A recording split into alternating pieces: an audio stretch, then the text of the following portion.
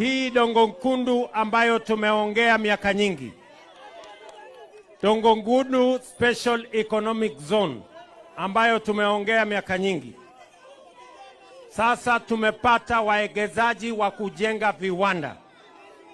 Hii Ijumaa hii hapa katika poti yetu ya Mombasa tunakuja kuweka sahihi na benki ya Afri Exim Bank pesa shilingi bilioni 30 ya kwanza ya kuanzisha miradi na viwanda Dongo Kundu, ndio vijana wa hapa Mombasa wapate ajira, tuondoe uchochole, tuondoe umaskini, tupange ajira ya vijana wa Kenya, tukianza na Changamwe na Mombasa.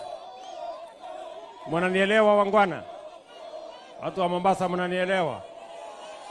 Mimi niliwaambia ya kwamba nikikuwa rais, ile mambo ya operation ya port ilikuwa imepelekwa Nairobi, nitarudisha Mombasa. Na hiyo nilifanya mara ya kwanza. Mara ya pili sasa, haitoshi operation ya port peke yake kusukuma Mombasa mbele. Lazima tuongeze viwanda, na ndio sababu hiyo Ijumaa sisi tunakuja kuweka sahihi hapa pesa ya kuanzisha viwanda hapa Dongo Kundu, ndio tuweze kuhakikisha kwamba poti ya Mombasa inakaa kama port zingine za kimataifa sehemu zingine za dunia. Changamwe, mnanielewa? Tulikubaliana na nyinyi na niliwaambia maneno ya ardhi, mashamba ambayo imesumbua pwani miaka yote. Watu wa pwani wakawa maskwota, watu wa pwani wakawa hawana title deed, hawana makao, hawana chao. Mimi niliwaambia hilo tatizo tutalitatua. Sasa basi, tumekwisha kubaliana na viongozi wenu, akiwemo Ali Hassan Joho hapa ambaye ni waziri wangu sasa, akiwemo ndugu yangu Salim Mvurya ambaye ni waziri wetu sasa, akiwemo Spika Bwana Amazon Kingi, wakiwemo magavana wote. Tumetoa pesa bilioni 1.5 kwa mambo ya kununua ardhi kutoka absentee landlords, ndio wale wanaoishi kama maskota Mombasa hii na pwani, tuweze kuwapatia hati miliki badala ya kuwa maskota, wawe wenyewe na wawe wenyeji, na hiyo ardhi hiwe yao, na tuondoe uskota, watu wa pwani waishi kama Wakenya wengine wanavyoishi. Kama hatua hiyo ya kuhakikisha kwamba kila Mkenya ako na hati miliki ya mahali anakoishi, leo hapa tunatoa title deeds 450 ya watu wa Changamwe. Kuna wananchi hapa wataenda nyumbani leo na hati miliki ya kwao, na nyinyi muliosalia pia, na nyinyi mambo yenu iko jikoni, na hivi karibuni tutarudi hapa tena mpaka tuhakikishe ya kwamba kila mwananchi anapata ardhi na anapata makao na anapata hati miliki, ndio tuondoe uskwota, Kenya isonge mbele na pwani isonge mbele.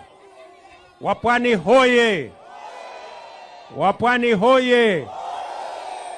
Nataka munisikize kwa makini bwana. Nanisikia? Pale nyuma pwani walijihisi ya kwamba wako nje, walijihisi wamewachwa nyuma. Mimi nawahakikishia hii serikali ambayo Hassan Joho yuko ndani, ambaye Mvurya yuko ndani, ambaye Kingi yuko ndani, na hawa magavana wote, hii ya broad based ndio serikali ambayo itahakikisha hamutabaguliwa tena hamutawachwa nyuma tena, hamutakuwa nje tena. Sasa mtatembea kama Wakenya wengine. Tunakubaliana jameni? Tuendelee ama tuendelee? Mnasema tuendelee ama tuendelee? Hebu nione wanasema tuendelee. Basi sitaki kusema kuzidi hapo. Mimi nimefurahi sana kufika hapa. Nimekuja na title deeds ya ndugu zetu. Wacha nimuite naibu wa rais. Mumeona mnajua Profesa Kithure Kindiki? Huyu mungwana, huyu Profesa Kithure Kindiki ndio naibu wa rais wa Kenya, ambaye hana kisirani, hana ukabila, hana uchochezi, hana ujinga, ni mtu mungwana. Wapi nataka nimpatie aseme jambo moja.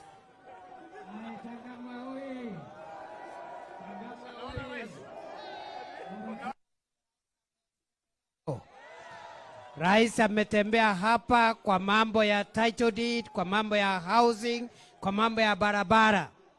Na leo asubuhi wamefanya kikao na Mheshimiwa Raila Odinga kule ikulu ya Mombasa.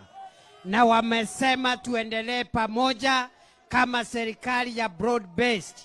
Mimi nataka niwaulize watu ya Changamwe, watu wa Mombasa, mnakubali tuendelee na serikali ya broad based? Tuendelee pamoja, serikali ya William Ruto, na sisi sote tukua pale, hata huyu Simba akiwa pale, na Hassan Joho na Governor Abdulswamad. Wangapi wanasema tuendelee pamoja? Asante. Wacha tusalamiwe na Mheshimiwa Simba. Wacha tusalamiwe na Mheshimiwa Mwinyi, mbunge wa Changamwe. Ruto tunaye ama hatunaye? Haya, Mheshimiwa Rais, na itifaki zote zikizingatiwa, ni furaha kubwa kwa wewe kutembelea Changamwe. Nimekuwa nikikueleza watu wa Changamwe wanakupenda, na leo umejionea wewe mwenyewe, na wako tayari kuingia katika serikali yako wazima kabisa. Sisi hatuna mambo mengi, mambo yetu ni matatu kama ya Ruto. Jambo la kwanza, vijana, jambo la kwanza, tunataka Mheshimiwa Rais, hii ndo serikali yako, ifungue kazi hapo pote hapo, vijana wapate kazi. Jambo la pili, tuna shida na Kenya Pipeline, na nimekuomba utuwekee mkutano na makamu wa rais na viongozi wetu wa pwani, tulizungumze hili swala, kwa sababu Kenya Pipeline ni shirika la serikali, na sisi watu wa Changamwe tuko ndani ya serikali, ama sio? Kwa hivyo serikali tuongee, tutatue matatizo yetu, si sawa hiyo? La tatu, huyu Mheshimiwa Bomoa hapa ni MCA wa Airport Ward. Ndani ya wodi wake kuna watu 80,000. Hakuna shule hata moja ya serikali, hakuna hospitali ya serikali, hakuna anything ya serikali. Tukamwomba rais wetu kwa huruma zake atupatie ekari 5 pale Saratoga, na yeye amekubali. Ni raha basi raha. Bomoa, usipande juu ya gari usiku ukiambia watu kwa nini sisi hatujajengewa shule. Utajengewa. Asante.